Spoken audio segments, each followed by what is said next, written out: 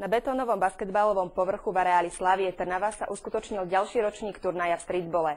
20 prihlásených družstiev bolo rozdelených do 4 skupín, v ktorých hrali systémom každý s každým. Do vyraďovacích bojov postúpili prví 4, medzi nimi aj 4 trnavské týmy. Ešte predtým, ako bol známy celkový víťaz turnaja, prebehli súťaže z prievodného programu.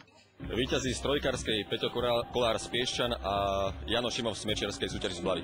Sily si do Trnavy prišli zmerať basketbalisti z Bratislavy, Pezinka, Šale, Hlohovca i Piešťan. Napriek tomu, že pod deravými košmi bolo aj niekoľko domácich družstiev, Juraj Lipták viac veril chlapcom z hlavného mesta. Myslím, že veľkými favoritmi sú chalani z Blavy. Majú skúsenosti z extraligy, takže myslím asi oni. Svojich rodákov pasoval na postup do semifinále, ale napokon práve oni veľmi prekvapili, keď v zložení Marián Fečko Čegiň, Marcel Bajcar, Marcel Bajer a Martin Samek pod názvom Čegiňovci celý turnaj vyhrali. Druhé bolo družstvo Strašná Packa z Bratislavy a tretie opäť trnavské Tele Amigos.